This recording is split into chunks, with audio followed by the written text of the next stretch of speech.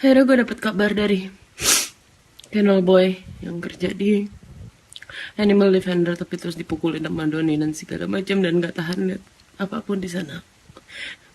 Nina udah meninggal berapa bulan.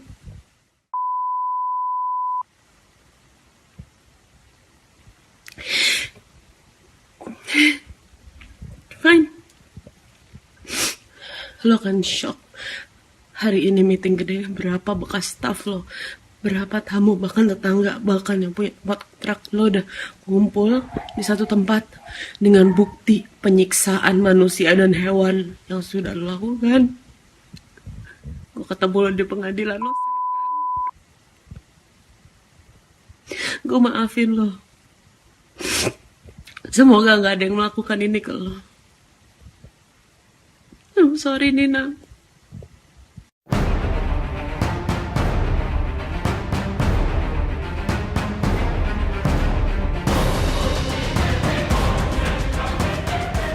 Video singkat Melanie Subono belum lama ini menjadi viral di sosial media.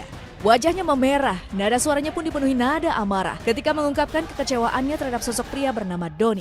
Iya, Doni Herdaru adalah sosok di balik Animal Defenders Indonesia, sebuah tempat penyembuhan dan penampungan binatang di mana Melanie menitipkan Nina, anjing jenis pug miliknya yang mati tanpa kejelasan.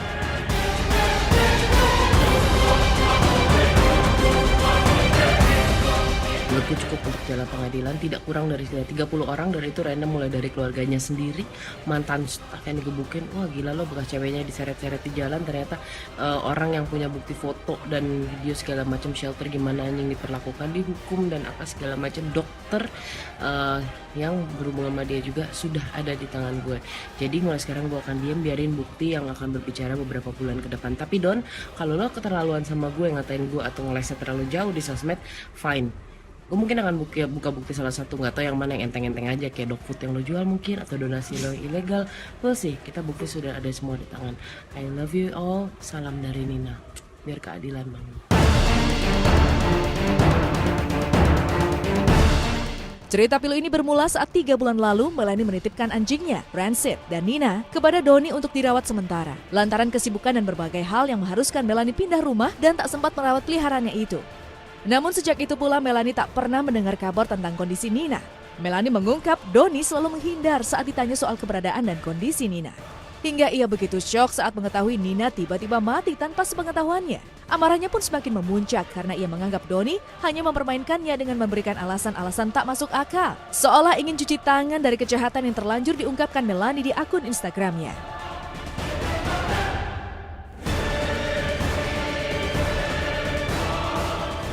Dan gue sudah melakukan segala cara, janjian iya, telepon iya, WhatsApp iya. Gue pun nyamper ke sana, ngerebek bolak-balik mau jemput Nina, nggak dapet Ninanya gitu. Akhirnya gue memakai cara paling caper, sosmed, Instagram, karena dia paling aktif di sana. Jadi ya nggak ada pilihan lain soalnya. Buktinya setelah itu berlanjut kan, terjadilah. Begitu gue udah naikin semua sosmed ya semua tahu kelanjutan ceritanya gitu. Dan tadi malam, kemarin sore setelah ngelewatin tenggat waktu, Doni berusaha ngubungin gue memang lewat teman-temannya, dan gue bilang sorry Don, lo gue kasih waktu sampai jam 12 malam semalam kan, gak bisa, gue udah naikin dan gue akan naikin ini. Dan sampai kemarin malam Doni pun belum bilang anaknya udah meninggal gitu. Yang ngasih tahu seorang mantan kennel boy yang bekerja di sana, yang nggak berani bicara karena selalu diintimidasi, karena mantan-mantan santu kebanyakan dipukulin atau apapun oleh Doni. Ngomong sama gue, Mel, anak lo udah meninggal, digigit anjing lain, bla bla bla. Gue nggak berani ngomong karena gue takut ditekan, bla bla bla.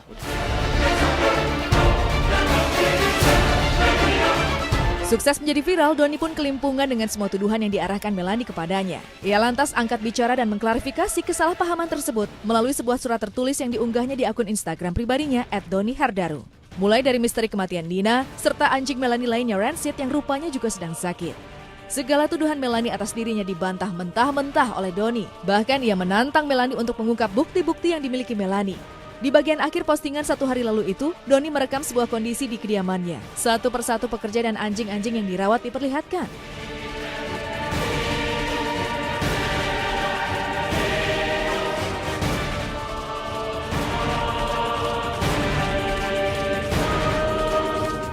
Gak mungkin gue pukul dia. Kalau ada yang mukul dia, berurusan sama gue. Ya beginilah keseharian. Buat Mbak Mel, mohon maaf karena emang gue yang salah menunda kabarnya. Mohon maaf. Lalu tadi malam Doni naikin statement kan, Mel, ya dibilang apalah, anjing lo digigit sama Nengnya di rumah gimana? Gimana caranya mau digigit sama Neng gitu? Jangan gila deh. Dan waktu itu kan lo lagi bersedih karena Rancid meninggal. Kalau nggak salah tulisan dia itu. Gue jawab, ya dalam hati gue menjawab, first of all, Nina itu ternyata meninggalnya Juli. Rancid meninggal itu baru awal Oktober, akhir September. Jadi pertama jangan gila. Kedua, gue menghargai lo sebagai temen yang mungkin gak mau ganggu gue, gak mau langsung kasih news pada saat gue lagi sedih. Oke, seminggu, 2 minggu, sebulan. Tapi 8 bulan kemudian tuh kan kejauhan ya, apalagi sehari-harinya kita komunikasi gitu. Jadi, ya jangan gila lah gitu. Karena buat gue mereka anak. Gue tidak bisa punya anak. Gue gak bisa punya anak. Dan sejak itu mungkin ya gue secara nggak sadar gitu akhirnya memperlakukan mereka kayak anak gitu, bahkan lebih dari anak gitu. Ya semua honor gue nggak bisa makan, gue punya 10.000 yang duluan gue beliin makanan mereka.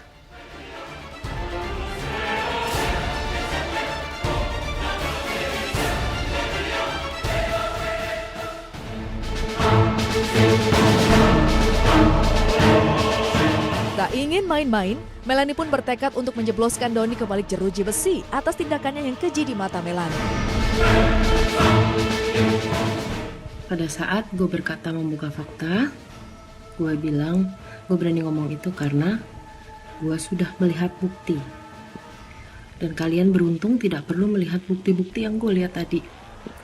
Kekerasan pada manusia, pada binatang, gue lihat dalam bentuk apapun itu. Anjing cuma punya 2 kaki bisa dipukulin. Dan banyak hal lain yang tidak menyenangkan. Tapi ternyata selama ini orang takut bicara karena mengalami ancaman dan intimidasi.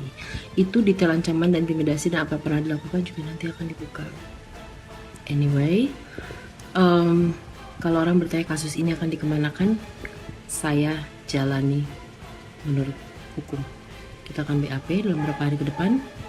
Bukti sudah terkumpul, data sudah terkumpul.